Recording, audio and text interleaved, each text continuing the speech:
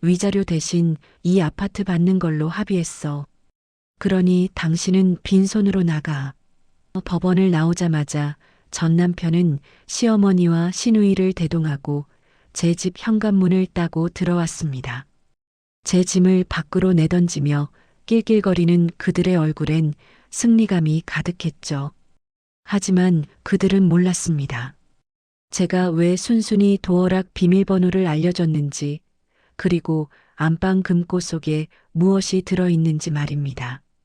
문을 열고 들어온 시어머니가 등기권리증을 보자마자 거품을 물고 쓰러진 이유, 궁금하지 않으신가요? 오늘의 사연 지금 시작합니다. 법원 복도는 을씨년스러웠습니다. 형광등 불빛 아래 긴 의자에 앉아있던 최 여사가 벌떡 일어났습니다. 조정실 문이 열리고 박민석이 고개를 푹 숙인 채 나왔습니다. 최 여사가 아들의 팔을 낚아채며 물었습니다. 어떻게 됐어? 집은? 박민석이 주변을 두리번거리더니 어머니를 복도 구석으로 끌고 갔습니다. 그의 목소리는 떨렸습니다. 집은 내가 받기로 했어. 뭐? 최 여사의 눈이 커졌습니다. 수연이 명의로 된 그 아파트 말이야. 위자료를 안 주는 조건으로 내가 갖기로 했다고. 정말? 정말이야? 최 여사가 아들의 어깨를 흔들었습니다. 박민석이 눈을 피하며 고개를 끄덕였습니다. 그래. 근데 당장은 명예 이전이 안 되니까 일단 들어가서 버티면 돼. 그럼 당장 가야지. 저 여자한테 빼앗기기 전에. 최 여사가 핸드백에서 휴대전화를 꺼냈습니다. 손가락이 바쁘게 화면을 두드렸습니다. 여보세요? 이사센터 맞죠? 지금 당장 사람 좀 보내주세요. 주소는? 박민석이 뒤에서 입술을 깨물었습니다. 그의 이마에 식은땀이 맺혔습니다. 수연의 아파트 거실은 고요했습니다. 소파에 앉은 수연이 테이블 위에 서류를 한 장씩 넘기고 있었습니다. 이혼 조정조서 사본이었습니다. 그녀의 표정은 담담했습니다. 현관문이 갑자기 요란한 소리를 냈습니다. 삐삐삐. 전자음과 함께 도어락이 열리는 소리가 들렸습니다. 수연이 고개를 들었습니다. 문이 활짝 열리고 최 여사가 성큼성큼 들어왔습니다. 뒤따라 박민석과 젊은 여자가 들어왔습니다. 박민석의 여동생이었습니다. 뭐 하는 거예요? 수연이 자리에서 일어났습니다. 최 여사가 거실을 휙 둘러보며 말했습니다. 뭐 하긴. 이제 내 아들 집인데 당연히 들어오지. 무슨 소리예요? 이 집은 제 명의. 명예? 그게 무슨 상관이야. 최 여사가 손을 휘저으며 소리쳤습니다. 민석이가 법원에서 다 받아냈어. 위자료도 안 주는 조건으로 이 집을 넘기기로 했다고. 수연의 눈썹이 올라갔습니다. 그녀가 천천히 박민석을 쳐다봤습니다. 박민석이 시선을 피했습니다. 지금 당장 짐 싸서 나가. 알았어? 여동생이 팔짱을 끼고 말했습니다. 이게 무슨... 수연이 말을 끝내기도 전에 최 여사가 손짓했습니다. 복도에 대기하고 있던 남자 서너 명이 우르르 들어왔습니다. 이사센터 직원들이었습니다. 저기 있는 짐들 다 현관 밖으로 내. 최 여사가 수연의 캐리어를 가리키며 소리쳤습니다. 남자들이 주춤거렸습니다. 그런데 여기 집주인이. 집주인은 내 아들이라니까. 빨리 안 해? 최 여사의 목소리가 복도까지 울려 퍼졌습니다. 수연이 입가에 미소를 지었습니다. 차갑고 날카로운 미소였습니다. 그녀가 안방을 향해 걸어갔습니다. 어디가? 여동생이 물었지만 수연은 대답하지 않았습니다. 안방 드레스룸 깊숙한 곳에 설치된 소형 금고였습니다. 수연이 비밀번호를 누르고 금고 문을 열었습니다. 안에서 두툼한 서류 봉투를 꺼냈습니다. 거실로 돌아온 수연이 소파 테이블 위에 봉투를 탁 놓았습니다. 그녀가 천천히 서류를 하나씩 꺼내 펼쳤습니다. 등기권리증이었습니다. 건물 소재지와 면적, 그리고 소유자 란에 또렷하게 적힌 이름. 김수연. 이게 뭐야? 최 여사가 서류를 낚아챘습니다. 그녀의 눈이 빠르게 글자를 훑었습니다. 얼굴이 하얗게 변했습니다. 소유자가 김수연? 목소리가 떨렸습니다. 수연이 다른 서류를 하나 더 꺼냈습니다. 이건 제가 결혼 전에 친정 부모님께 물려받은 유산 증빙 서류예요. 특유 재산이죠. 처음부터 끝까지 제 돈으로 산 제 집이에요. 이게 최 여사가 서류를 든 손을 부들부들 떨었습니다. 그녀가 박민석을 돌아봤습니다. 야, 박민석, 너 이 집 받았다며? 받았다며? 그게 엄마. 박민석이 뒷걸음질 쳤습니다. 너 지금 나한테 거짓말한 거야? 최 여사의 목소리가 복도 끝까지 쩌렁쩌렁 울렸습니다. 그녀가 갑자기 비틀거렸습니다. 엄마. 박민석이 달려들었지만 최 여사는 이미 바닥으로 쓰러지고 있었습니다. 쿵 하는 둔탁한 소리가 거실에 퍼졌습니다. 여동생이 비명을 질렀습니다. 엄마, 엄마. 이사센터 직원 중 한 명이 재빨리 휴대전화를 꺼냈습니다. 여보세요? 119죠? 사람이 쓰러졌어요. 수연이 소파에 그대로 앉아 쓰러진 최 여사를 내려다봤습니다. 그녀의 얼굴에는 어떤 동요도 없었습니다. 멀리서 구급차 사이렌 소리가 점점 가까워졌습니다. 병원 침대에 누운 최 여사가 천천히 눈을 떴습니다. 하얀 천장이 눈에 들어왔습니다. 옆에서 박민석이 벌떡 일어났습니다. 엄마, 정신 차렸어? 최 여사가 천천히 고개를 돌렸습니다. 그녀의 눈빛이 변했습니다. 분노로 이글거렸습니다. 그년을 가만 안 둬. 목소리가 쉰 듯 갈라졌습니다. 박민석이 물 한 컵을 내밀었지만 최 여사는 밀쳐냈습니다. 민석아. 응? 장 사장한테 전화해. 당장. 장 사장이요? 내 사돈 되시는 분이야. 부동산으로 떼돈 번 양반. 그분 아들이 변호사잖아. 최 여사가 침대에서 몸을 일으켰습니다. 박민석이 얼른 그녀의 등을 받쳐주었습니다. 김수연 그년. 분명히 혼인 기간 중에 돈을 빼돌렸을 거야. 그게 무슨. 가만히 생각해 보니까 이상한 게 한두 가지가 아니야. 시집 올 때 친정이 그렇게 부자도 아니었는데 어떻게 그런 집을 샀겠어? 최 여사의 목소리가 점점 커졌습니다. 엄마, 큰 소리 내면 안 돼. 여기 병원이. 닥쳐. 어쨌든 전현이 우리 돈을 훔쳐서 숨겨놨다고 소송 걸 거야. 박민석의 얼굴이 굳었습니다. 그게 되겠어요? 되든 안 되든 일단 전현을 괴롭혀야지. 법원에 소송만 걸어도 은행에서 난리가 날 거 아냐. 최 여사가 씩 웃었습니다. 그 웃음은 섬뜩했습니다. 사흘 후 수연의 휴대전화가 울렸습니다. 모르는 번호였습니다. 여보세요? 김수연 씨 맞으십니까? 법무법인 정도입니다. 남자의 목소리는 차가웠습니다. 소송 관련해서 안내드릴 사항이 있어서요. 재산 분할 및 비자금 조성건으로 소장이 접수되었습니다. 수연의 손이 잠시 멈췄습니다. 비자금이요? 네. 의뢰인 측에서 혼인 기간 중 피고가 거액의 재산을 은닉했다고 주장하고 계십니다. 자세한 내용은 등기 우편으로 발송. 수연이 전화를 끊었습니다. 그녀가 긴 한숨을 내쉬었습니다. 일주일이 지났습니다. 수연의 휴대전화가 또 울렸습니다. 이번에는 은행 번호였습니다. 김수연 고객님, 하나은행 리스크관리팀입니다. 여자 직원의 목소리는 딱딱했습니다. 고객님 명의로 된 자산에 대해 법적 분쟁이 진행 중인 것으로 확인됩니다. 그건 상대방이 일방적으로. 죄송하지만 저희는 사실관계를 확인할 수 없습니다. 다만 리스크 관리 규정에 따라 고객님의 신용 대출 만기 연장이 불가하다는 점 안내드립니다.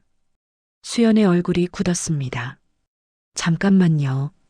제가 연체한 적도 없고, 네, 연체 이력은 없으십니다. 하지만 자산 관련 분쟁이 진행 중이므로 기한 이익을 상실하셨습니다. 대출금 전액을 즉시 상환해 주셔야 합니다. 즉시요? 네. 이번 달 말일까지 입금 부탁드립니다. 그리고 직원이 잠시 말을 멈췄습니다. 신용카드도 정지 처리됩니다.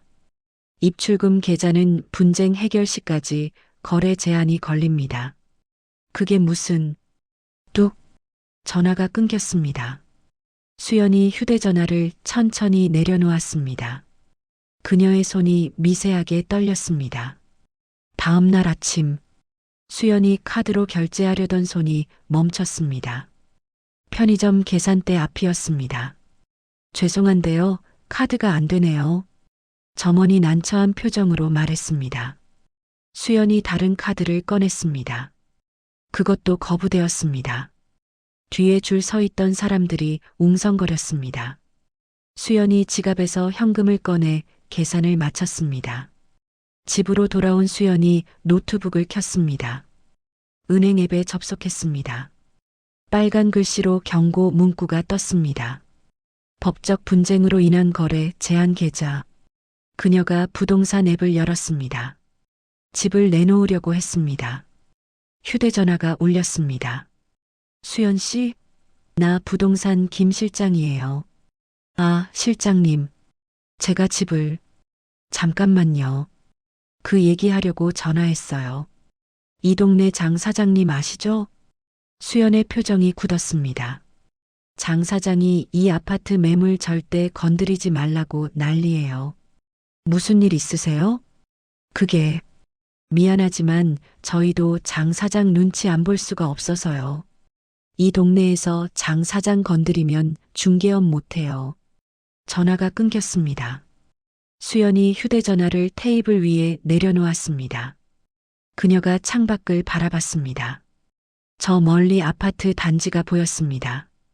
수십억짜리 집이 있어도 당장 쓸 돈이 없었습니다. 수연이 눈을 감았습니다. 깊은 한숨이 터져 나왔습니다. 수연이 낡은 건물 앞에 섰습니다. 간판에 대성개발이라고 쓰여 있었습니다. 그녀가 건물 안으로 들어갔습니다. 복도 끝 사무실 문을 열었습니다. 넓은 사무실 안쪽에 장 사장이 앉아 있었습니다. 소파 옆에는 덩치 큰 남자 셋이 팔짱을 끼고 서 있었습니다. 오, 김수연 씨. 어서 와요. 장 사장이 손짓했습니다. 수연이 그의 맞은편 의자에 앉았습니다. 이렇게까지 하실 필요 있으세요? 수연의 목소리는 차분했습니다. 장 사장이 피식 웃었습니다. 뭘 그렇게까지 했다고. 나는 그냥 사업하는 사람이야. 제 집을 거래 못하게 막으신 거 사업인가요? 아이고, 오해 마. 내가 언제 막았어? 장 사장이 책상에서 서류 뭉치를 꺼냈습니다. 여기 봐. 내가 좋은 제안 하나 가져왔어. 수연이 서류를 받아들었습니다. 부동산 매매 계약서였습니다. 그녀의 눈이 금액란에서 멈췄습니다. 이게 뭐예요? 뭐긴 뭐야. 매매 계약서지. 시세가 12억인데 왜 여기는 6억이에요? 수연의 목소리가 높아졌습니다. 장 사장이 느긋하게 차를 한 모금 마셨습니다. 지금 수연 씨 상황이 어때요? 은행에서 대출금 당장 갚으라고 하잖아. 그 돈이 6억 아니야? 그래도 내가 그 대출 다 떠안을게. 명의만 내 이름으로 넘기면 돼. 복잡한 소송이고 뭐고 내가 다 알아서 처리한다고. 장 사장이 볼펜을 수연 앞으로 밀었습니다. 여기 사인만 하면 끝이야. 간단하지? 수연이 볼펜을 바라봤습니다. 그녀가 천천히 고개를 들었습니다. 싫어요. 뭐? 그 집은 제가 친정 부모님께 물려받은 유산으로 산 거예요. 절대 그런 식으로 넘길 수 없어요. 수연이 서류를 책상 위에 던졌습니다. 장 사장의 얼굴이 굳었습니다. 수연 씨, 지금 정신이 있어, 없어? 그의 목소리가 차가워졌습니다. 은행 빚은 어떻게 갚을 건데? 카드도 막혔잖아. 집도 못 팔잖아. 이 동네에서 내 허락 없이 거래되는 매물 하나도 없어. 수연이 자리에서 일어났습니다. 그건 제가 알아서 할 일이에요. 앉아. 장 사장이 책상을 탁 쳤습니다. 소파 옆에 서 있던 남자들이 한 걸음 앞으로 나왔습니다. 수연이 그들을 쳐다봤습니다. 그녀는 물러서지 않았습니다. 저 협박하시는 거예요? 지금 협박은 무슨? 내가 언제 협박했어? 장 사장이 다시 웃었습니다. 하지만 그 웃음은 소름 끼쳤습니다.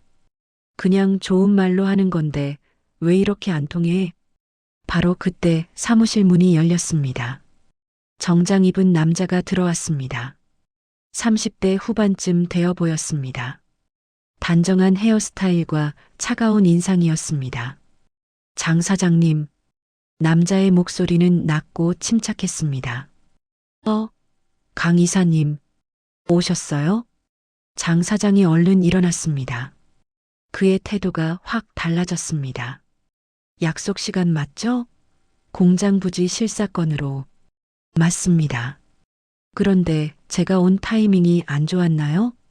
강도준이 수연과 용역들을 번갈아 쳐다봤습니다. 장 사장이 손을 내저었습니다. 아니에요, 아니에요. 그냥 개인적인 일 좀 보고 있었어요.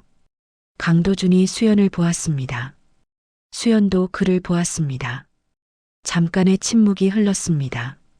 개인적인 일치고는 분위기가 좀 살벌해 보이는데요. 강도준이 말했습니다. 장 사장이 헛웃음을 흘렸습니다. 에이 뭐, 사업하다 보면 이런 일도 있죠. 강 이사님, 저쪽 회의실로 갈까요? 잠깐만요. 강도준이 수연에게 다가왔습니다. 실례지만 혹시 박민석 씨 아내 아니셨습니까? 수연이 눈을 깜빡였습니다. 전 아내요. 이혼했어요. 아. 강도준이 고개를 끄덕였습니다. 그의 눈빛이 예리해졌습니다. 박민석? 신일정밀 대표 맞죠? 네, 그런데요. 제가 그쪽 공장 인수권으로 실사 중입니다. 그런데 장부가 좀 이상해서요. 장 사장의 얼굴이 하얗게 변했습니다. 강 이사님, 그건 아직 말씀 안 드렸는데요. 강도준이 차갑게 말했습니다. 그가 다시 수연을 봤습니다. 혹시 시간 있으시면 제 명함 하나 받아주시겠습니까? 수연이 명함을 받았습니다. 강도준 벤처캐피탈 KM 파트너스 전무이사라고 적혀 있었습니다. 연락 주시면 커피 한 잔 사겠습니다. 여쭤볼 게 좀 있어서요. 강도준이 장 사장을 돌아봤습니다. 그럼 회의실로 갈까요? 장 사장이 떨리는 목소리로 대답했습니다. 네. 수연이 사무실 문을 나섰습니다. 복도를 걸으며 그녀는 명함을 다시 봤습니다. 명함 뒷면에 휴대전화 번호가 적혀 있었습니다. 수연이 명함을 가방에 조심스럽게 넣었습니다. 카페 창가 자리였습니다. 수연이 커피잔을 두 손으로 감싸 쥐었습니다. 맞은편에 강도준이 앉아 있었습니다. 박민석 씨 공장 말인데요. 강도준이 태블릿을 꺼냈습니다. 세무신고 자료하고 실제 매출이 안 맞아요. 이중 장부를 쓰는 것 같은데 증거를 찾기가 쉽지 않네요. 수연이 커피를 한 모금 마셨습니다. 그게 저랑 무슨 상관이에요? 증거를 찾아주시면 제가 도와드릴 수 있습니다. 도와준다고요? 수연이 눈을 가늘게 떴습니다. 강도준이 고개를 끄덕였습니다. 지금 가압류 때문에 은행 거래가 막혔죠? 해방 공탁이라고 들어보셨어요? 아니요. 법원에 돈을 맡기면 가압류를 풀어주는 제도예요. 그 돈 제가 빌려드릴게요. 무이자로요. 수연의 눈빛이 흔들렸습니다. 왜요? 왜 저를 도와주려는 거예요? 강도준이 태블릿 화면을 넘겼습니다. 저희가 인수하려는 공장 옆이 박민석 씨 공장이에요. 그쪽 땅값이 비정상적으로 싸요. 뭔가 문제가 있다는 거죠. 그래서요? 탈세 증거를 확보하면 국세청이 움직일 겁니다. 공장이 압류되고 경매로 넘어가면 저희가 헐값에 땅을 확보할 수 있어요. 강도준의 목소리는 담담했습니다. 사업적인 계산이 명확했습니다. 솔직하시네요. 수연이 씁쓸하게 웃었습니다. 서로 필요한 게 맞아떨어지면 협력하는 거죠. 손해볼 거래는 아닐 겁니다. 수연이 창밖을 바라봤습니다. 한참을 망설이던 그녀가 입을 열었습니다. 장부가 어디 있는지는 모르겠어요. 제가 그쪽 일에 관여한 적이 없어서요. 괜찮습니다. 혹시 시댁에 계셨을 때 뭔가 이상한 거 본 적 없으세요? 수연이 눈을 감았습니다. 기억을 더듬었습니다. 시댁에서 보낸 명절들이 떠올랐습니다. 잠깐만요. 수연이 가방에서 휴대전화를 꺼냈습니다. 클라우드 앱을 열었습니다. 사진 폴더를 뒤지기 시작했습니다. 뭘 찾으시는데요? 작년 설날에 시어머니가 김치 냉장고를 정리하라고 시켰어요. 저는 김치를 담근 적도 없는데 수연의 손가락이 빠르게 화면을 넘겼습니다. 그때 인증샷을 찍었어요. 제가 이랬다는 증거로요. 시어머니가 맨날 제가 집안일 안 한다고 뭐라 하셔서 화면이 멈췄습니다. 김치 냉장고 안쪽을 찍은 사진이었습니다. 김치통들이 빼곡히 들어차 있었습니다. 이거요. 수연이 사진을 확대했습니다. 냉장고 맨 뒤쪽이었습니다. 김치통 뒤로 뭔가 보였습니다. 노란색 서류 봉투 뭉치였습니다. 저게 뭘까요? 강도준이 몸을 앞으로 기울였습니다. 수연이 사진을 더 확대했습니다. 봉투 모서리에 숫자가 적혀 있었습니다. 장부 같은데요. 강도준의 목소리에 긴장감이 실렸습니다. 확실해요? 확실하진 않지만 김치 냉장고에 왜 저런 게 있겠어요? 수연이 다른 사진도 넘겨봤습니다. 그녀의 손이 멈췄습니다. 이것도 있어요. 동영상 파일이었습니다.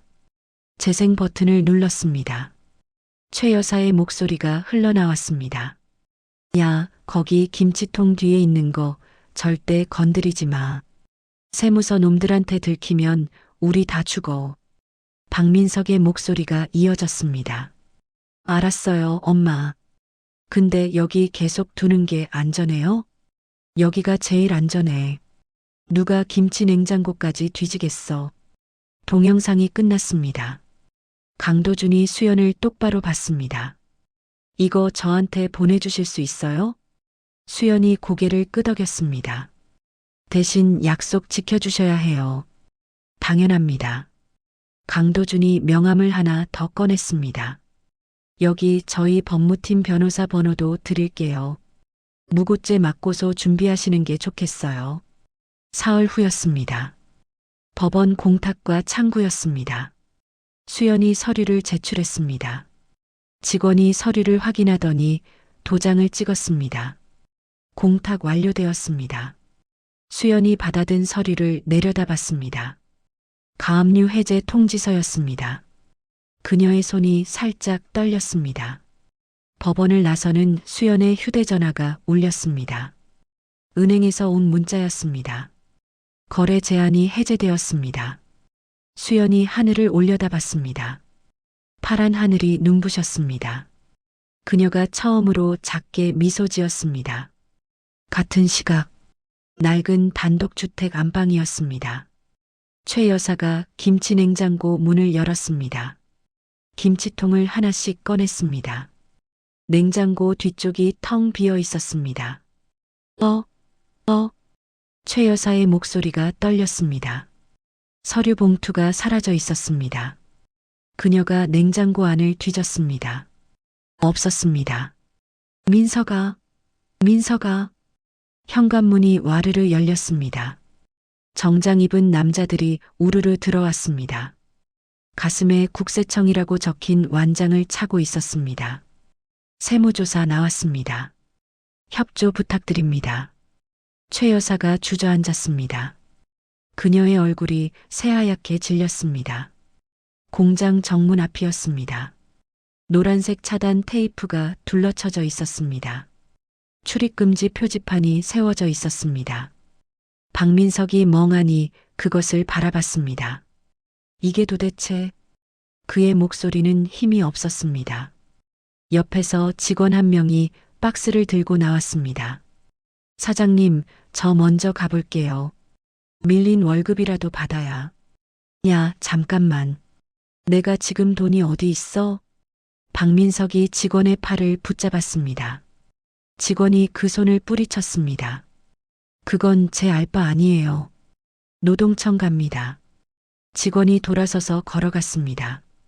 박민석이 그 뒷모습을 멍하니 바라봤습니다. 휴대전화가 울렸습니다. 최 여사였습니다. 민석아, 큰일 났어. 나도 알아요, 엄마.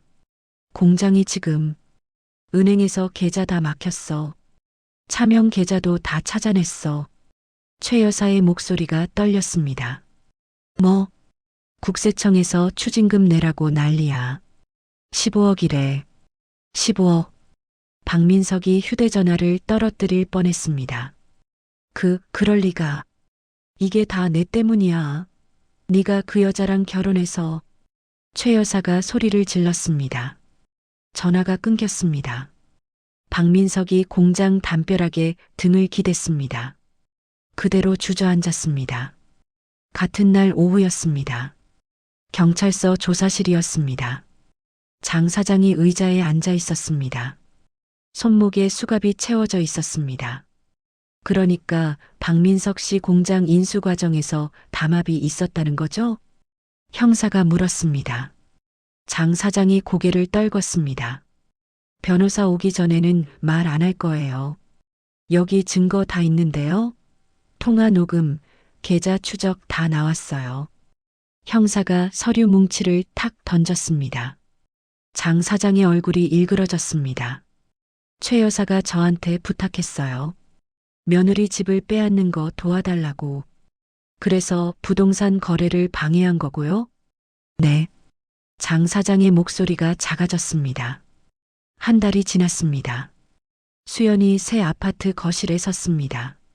창문 너머로 한강이 보였습니다. 도준이 서류를 건넸습니다. 매매 대금 전액입니다. 확인해 보세요. 수연이 서류를 받아들었습니다. 감정평가액 그대로였습니다. 시세보다 조금 낮았지만 깨끗한 거래였습니다. 회사 임원 사택으로 쓸 겁니다. 나중에 본인이 원하시면 다시 사실 수도 있고요. 도준이 덤덤하게 말했습니다. 수연이 고개를 끄덕였습니다. 감사합니다. 사업이니까요. 감사할 것 없어요. 도준이 시계를 봤습니다. 이사는 언제 하실 거예요? 다음 주요. 보안이 잘 된 곳으로 알아봤어요. 혹시 모르니까요. 수연이 도준을 쳐다봤습니다. 혹시 모른다니요? 박민석 씨가 아직 밖에 있잖아요. 뭘 할지 모르니까 조심하시는 게 좋아요. 도준의 목소리는 차분했지만 단호했습니다. 그날 밤이었습니다. 찜질방 휴게실이었습니다. 최 여사가 바닥에 누워 있었습니다. 옆에서 박민석이 휴대전화를 들여다보고 있었습니다. 구인구직 사이트였습니다. 야, 민석아. 최 여사가 일어나 앉았습니다. 응? 지아를 데려와야겠어. 박민석이 고개를 들었습니다. 뭐? 애를 데려와서 양육비를 받아내야 해. 그래야 우리가 살지. 엄마, 그게 무슨 소리야? 면접교섭일도 아닌데. 면접교섭일에 데려오면 되잖아. 그리고 안 돌려주면 돼. 최 여사의 눈빛이 번뜩였습니다. 그건 범죄야, 엄마. 범죄는 무슨... 내 친딸인데 뭐가 범죄야. 최 여사가 박민석의 팔을 움켜쥐었습니다. 수연이한테 전화해. 현금 5억 준비하라고 해. 미쳤어? 누가 그 돈을 줘? 집 팔았잖아. 돈 있어. 분명히. 최 여사의 목소리가 점점 커졌습니다. 주변 사람들이 그들을 쳐다봤습니다. 엄마, 작게 좀 말해. 작게 말할 상황이야? 우리 지금 찜질방에서 자잖아. 찜질방에서. 최 여사가 소리를 질렀습니다. 직원이 다가왔습니다. 손님, 조용히 좀 해주세요. 알았어요. 최 여사가 짜증스럽게 대답했습니다. 직원이 인상을 쓰며 돌아갔습니다. 최 여사가 박민석을 돌아봤습니다. 다음 주 금요일. 면접 교섭일이지? 응. 그날 애를 데려와. 알았어? 박민석이 대답하지 않았습니다. 그의 손이 떨렸습니다. 이틀 후였습니다. 찜질방 탈의실이었습니다. 최 여사가 샤워를 하러 갔습니다. 박민석이 주변을 살폈습니다. 어머니의 옷가지가 사물함에 걸려 있었습니다. 그가 재빨리 복대를 꺼냈습니다. 안에서 두툼한 봉투가 만져졌습니다. 현금이었습니다. 박민석이 봉투를 재킷 안주머니에 쑤셔 넣었습니다. 복대를 다시 제자리에 놓았습니다. 그가 서둘러 밖으로 나갔습니다. 심장이 미친 듯이 뛰었습니다. 이마에 식은땀이 흘렀습니다. 유치원 정문 앞이었습니다. 박민석이 차 안에서 시계를 봤습니다. 오후 4시였습니다. 하원 시간이었습니다. 유치원 문이 열리고 아이들이 우르르 나왔습니다. 지아가 보였습니다. 노란색 가방을 메고 선생님 손을 잡고 있었습니다. 지아야. 박민석이 차에서 내려 손을 흔들었습니다. 지아가 고개를 돌렸습니다. 잠시 망설이더니 천천히 다가왔습니다. 아빠. 그래, 아빠야. 오늘 아빠랑 재미있는 데 갈 거야. 선생님이 다가왔습니다. 아버님, 오늘 면접 교섭일 맞죠? 네, 맞아요. 6시까지 어머님 댁에 데려다 주시는 거 아시죠? 네, 알아요. 박민석이 억지로 웃었습니다. 선생님이 지아의 손을 놓았습니다. 박민석이 지아의 손을 잡고 차로 향했습니다.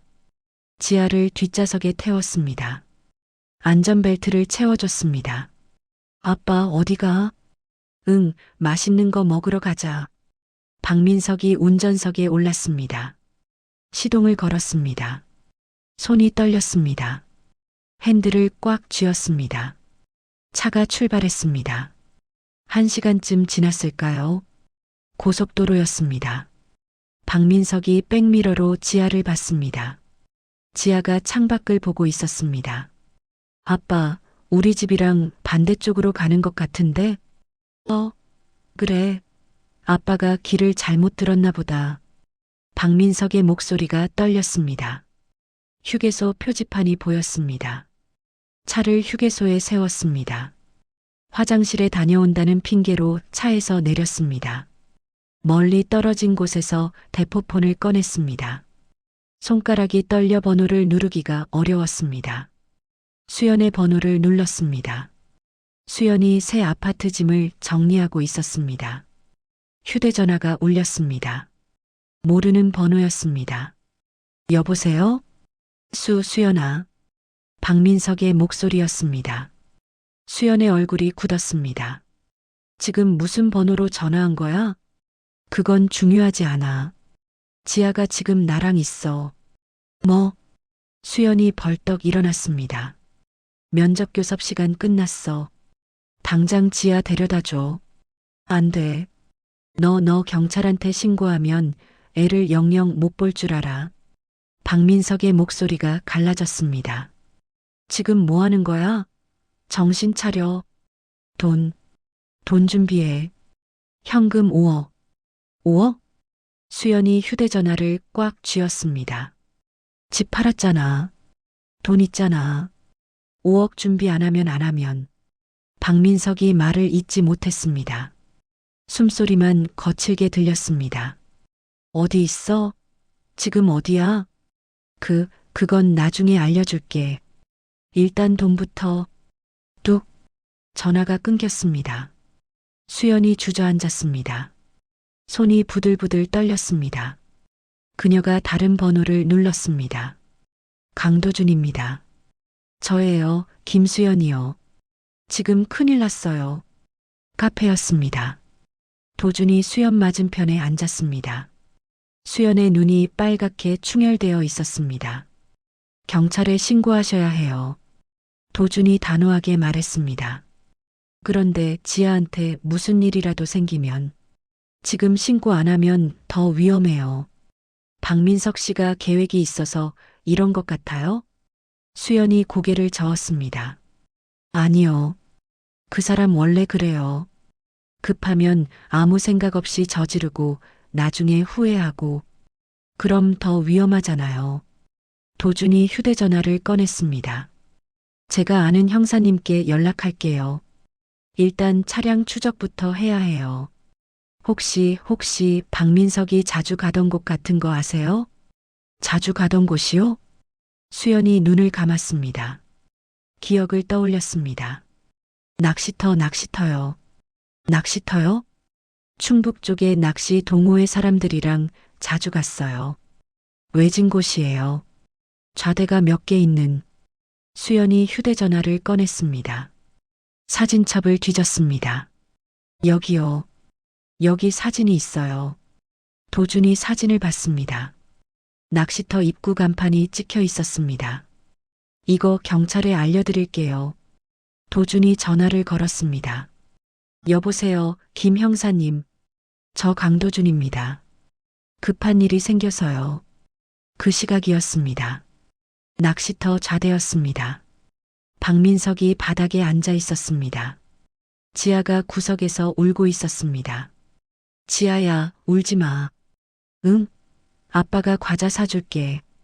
엄마 보고 싶어? 지아가 흐느꼈습니다.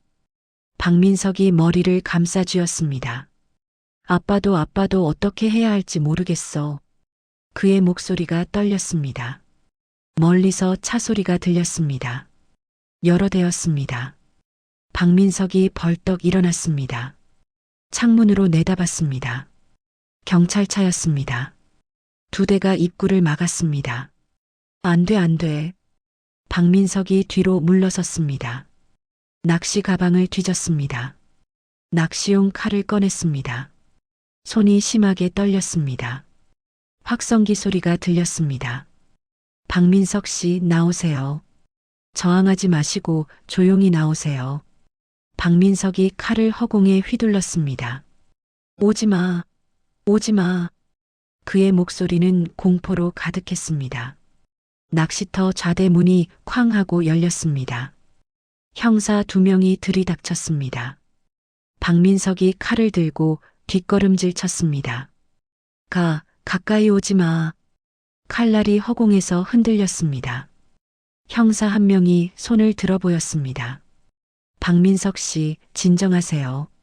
칼 내려놓으시고요. 안 돼. 내가 감옥 가면 어떡해. 박민석의 목소리가 갈라졌습니다. 눈에 눈물이 그렁그렁 맺혔습니다. 다른 형사가 옆으로 돌아갔습니다. 움직이지 말라고. 박민석이 칼을 그쪽으로 휘둘렀습니다. 하지만 칼날은 허공만 갈랐습니다. 손이 너무 떨려서 제대로 겨눌 수조차 없었습니다. 형사가 재빠르게 달려들었습니다.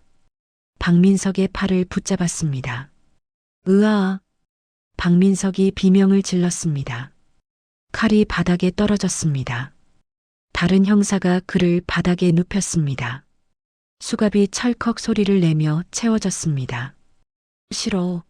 싫다고, 놓으라고. 박민석이 발버둥 쳤습니다. 하지만 형사들의 힘에 눌려 꼼짝할 수 없었습니다. 구석에서 지아가 울고 있었습니다. 형사 한 명이 조심스럽게 다가갔습니다. 괜찮아. 이제 엄마한테 갈 거야. 지아가 고개를 들었습니다. 눈물 범벅이 된 얼굴이었습니다. 엄마. 형사가 지아를 안아 올렸습니다. 밖으로 나갔습니다. 주차장에 수연이 서 있었습니다. 도준이 옆에 있었습니다. 엄마, 지아가 팔을 뻗었습니다. 수연이 달려왔습니다. 형사가 지아를 내려주었습니다. 수연이 지아를 꽉 안았습니다. 지아야, 지아야. 수연의 목소리가 떨렸습니다. 눈물이 쏟아졌습니다. 지아도 엄마 품에서 울었습니다. 무서웠어. 아빠가 계속 울고. 이제 괜찮아. 엄마가 여기 있어. 수연이 지아의 머리를 쓰다듬었습니다. 도준이 조금 떨어진 곳에 서서 그들을 바라봤습니다. 그의 얼굴에도 안도의 표정이 스쳤습니다. 좌대에서 박민석이 끌려 나왔습니다. 수갑찬 손이 뒤로 꺾여 있었습니다. 그가 수연을 봤습니다. 수연아. 수연이 고개를 돌렸습니다. 그를 똑바로 쳐다봤습니다. 박민석이 입을 떨었습니다. 미안해, 내가 정신이 없어서. 형사님. 수연이 형사를 불렀습니다. 네. 고소하겠어요. 유괴죄로요. 그리고 협박죄도요. 알겠습니다. 조서 작성하러 서해 같이 가주셔야 해요. 박민석의 얼굴이 새하얗게 질렸습니다. 수연아. 제발 지아 아빠잖아. 지아 아빠. 지아 아빠가 지아한테 이런 짓을 해요? 수연의 목소리는 차가웠습니다. 애가 얼마나 무서웠겠어요. 그걸 생각은 해봤어요? 박민석이 대답하지 못했습니다. 형사들이 그를 경찰차로 끌고 갔습니다. 차 문이 닫혔습니다. 경찰차가 출발했습니다. 수연이 다시 지아를 안았습니다. 배고프지? 맛있는 거 먹으러 가자. 응. 지아가 고개를 끄덕였습니다. 도준이 다가왔습니다. 제 차로 모셔다 드릴게요. 고맙습니다. 수연이 작게 웃었습니다. 도준이 차 문을 열어주었습니다. 수연이 지아를 안고 뒷좌석에 탔습니다. 일주일 후였습니다. 법원 복도였습니다. 수연이 변호사와 함께 걸어 나왔습니다. 구속영장 발부되었습니다. 이제 친권상실 심판 청구하시면 됩니다. 얼마나 걸려요? 한두 달 정도요. 지금 상황이면 인용될 가능성이 높아요. 변호사가 서류 가방을 들었습니다. 그리고 최 여사 쪽도 범행 교사 혐의 입증되면 실형 선고 가능성 있습니다. 수연이 고개를 끄덕였습니다. 복도 끝에서 누군가 걸어왔습니다. 최 여사였습니다. 초라한 옷차림이었습니다. 머리도 부스스했습니다. 최 여사가 수연을 봤습니다. 걸음을 멈췄습니다. 너. 최 여사의 목소리가 떨렸습니다. 내 때문에 우리가. 제 때문이요? 수연이 최 여사를 똑바로 봤습니다. 시어머니께서 거짓 소송한 것이었으면 이렇게 안 됐을 거예요. 박민석 씨가 아이를 유괴 안 했으면 감옥도 안 갔을 거고요. 이 나쁜 년이. 최 여사가 손을 들어 올렸습니다. 변호사가 재빨리 수연 앞을 막아섰습니다. 폭행하시면 또 고소 들어갑니다. 최 여사의 손이 허공에서 멈췄습니다. 그녀가 손을 떨어뜨렸습니다. 힘없이 고개를 떨궜습니다. 내가 뭘 잘못했다고. 가보겠습니다. 수연이 최 여사를 지나쳐 걸어갔습니다. 뒤돌아보지 않았습니다. 복도 끝에서 도준이 기다리고 있었습니다. 다 끝났어요? 네. 그럼 사무실 구경 가실래요? 출근 전에 미리 보시면 좋을 것 같아서요. 수연이 잠시 망설이다 고개를 끄덕였습니다. 그럴게요. 두 사람이 나란히 법원을 나섰습니다. 햇살이 따스했습니다. 수연이 하늘을 올려다봤습니다. 구름 한 점 없는 맑은 하늘이었습니다. 그녀가 깊게 숨을 들이마셨습니다. 처음으로 가슴이 편안했습니다. 법정이었습니다. 판사가 판결문을 읽었습니다. 피고인 박민석을 징역 2년에 처한다. 방청석에서 누군가 한숨 쉬는 소리가 들렸습니다. 최 여사였습니다. 그녀가 두 손으로 얼굴을 감쌌습니다. 박민석이 죄수복을 입고 고개를 숙이고 있었습니다. 교도관이 그의 팔을 잡았습니다. 법정 밖으로 끌려나갔습니다. 복도에서 최 여사가 기다리고 있었습니다. 박민석이 지나가자 그에게 다가갔습니다. 민석아, 엄마. 박민석의 목소리가 떨렸습니다. 면회 갈게. 꼭 갈게. 엄마, 그동안 숨겨둔 돈. 그거라도 찾아서. 그게. 최 여사가 말을 멈췄습니다. 얼굴이 일그러졌습니다. 네가 다 가져갔잖아. 내 비상금. 뭐? 박민석의 눈이 커졌습니다. 찜질방에서 복대에 있던 돈. 네가 훔쳐갔잖아. 최 여사의 목소리가 높아졌습니다. 주변 사람들이 그들을 쳐다봤습니다. 그건 어쩔 수 없었어. 도망갈 돈이 필요했다고. 어쩔 수 없었다고? 그게 내 마지막 돈이었어. 마지막. 최 여사가 소리를 질렀습니다. 교도관이 박민석을 잡아 끌었습니다. 이제 가셔야 합니다. 박민석이 끌려갔습니다. 최 여사가 그 자리에 주저앉았습니다. 아무도 그녀를 거들떠보지 않았습니다. 한 달 후였습니다. 달동네 쪽방촌이었습니다. 좁은 방 안에 최 여사가 앉아 있었습니다. 방 한쪽에 폐지 뭉치가 쌓여 있었습니다. 문 두드리는 소리가 들렸습니다. 최 여사님, 월세 밀린 거 언제 주실 거예요? 주인 아줌마의 목소리였습니다. 조금만 기다려주세요. 최 여사의 목소리는 힘이 없었습니다. 이번 달까지만 기다릴게요. 그때까지 안 주시면 나가셔야 해요. 발소리가 멀어졌습니다. 최 여사가 창문 밖을 바라봤습니다. 리어카가 보였습니다. 그녀가 천천히 일어났습니다. 구석에 놓인 장갑을 꼈습니다. 리어카를 끌고 밖으로 나갔습니다. 같은 시각이었습니다. 깨끗한 사무실이었습니다. 수연이 책상 앞에 앉아 서류를 보고 있었습니다. 문패에 자산관리팀 김수연 팀장이라고 적혀 있었습니다. 노크 소리가 들렸습니다. 들어오세요. 도준이 문을 열고 들어왔습니다. 친권 상실 심판 결과 나왔어요. 수연이 고개를 들었습니다. 인용되었습니다.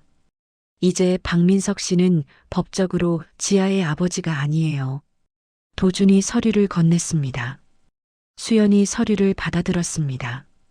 친권 상실 심판 결정문이었습니다. 그녀의 손이 살짝 떨렸습니다.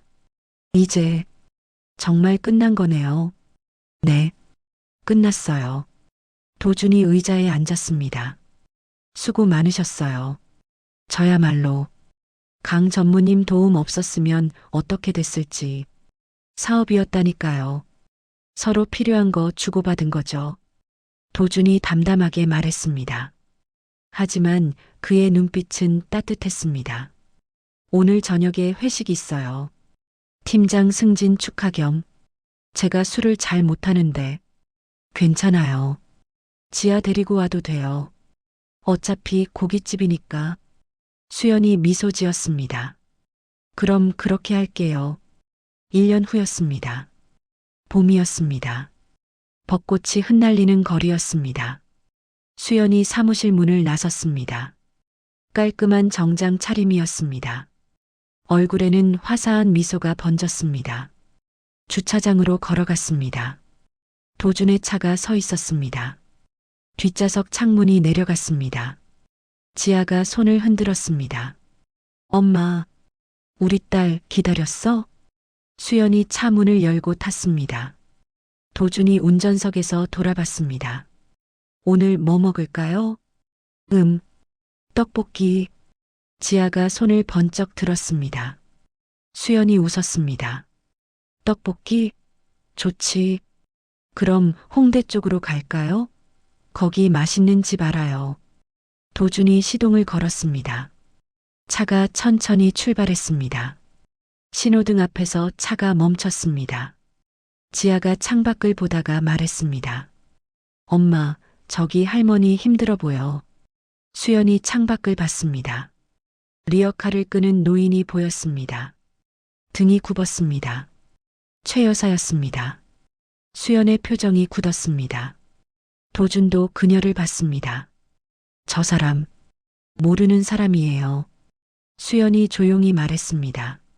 신호등이 바뀌었습니다. 차가 다시 출발했습니다. 백미러에 최 여사의 모습이 점점 작아졌습니다. 그리고 사라졌습니다. 엄마, 오늘 선생님이 칭찬했어.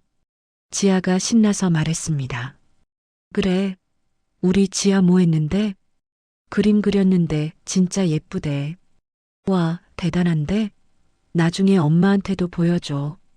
응. 차 안에 웃음소리가 퍼졌습니다. 따뜻하고 편안한 웃음이었습니다. 차는 벚꽃 흩날리는 거리를 달렸습니다. 노을이 하늘을 붉게 물들였습니다. 수연이 창밖을 바라봤습니다. 그녀의 눈가에 잔잔한 미소가 번졌습니다. 이제는 두렵지 않았습니다. 이제는 자유로웠습니다. 새로운 삶이 그녀를 기다리고 있었습니다. 오늘의 이야기 어떻게 들으셨나요? 거짓으로 남의 것을 탐하던 사람들은 결국 모든 것을 잃었고 스스로를 지키기 위해 치열하게 싸운 주인공은 가장 완벽한 승리를 거머쥐었습니다. 남편의 허세와 시어머니의 탐욕이 만들어낸 비극은 어쩌면 사필귀정이라는 말이 가장 잘 어울리는 결말이 아니었나 싶습니다. 특히 벼랑 끝 위기 속에서도 감정에 휘둘리지 않고 냉철한 지성과 모성애로 삶의 주도권을 되찾은 주인공의 모습은 우리에게도 시사하는 바가 큽니다. 내 권리는 내가 지킨다는 그녀의 당당한 태도야말로 험한 세상을 살아가는 우리 모두에게 필요한 자세가 아닐까요? 비록 이야기 속 인물들이지만 악인들에게는 처절한 몰락이, 그리고 당당히 홀로 서기에 성공한 주인공에게는 앞으로 꽃길만 펼쳐지기를 함께 응원해 봅니다.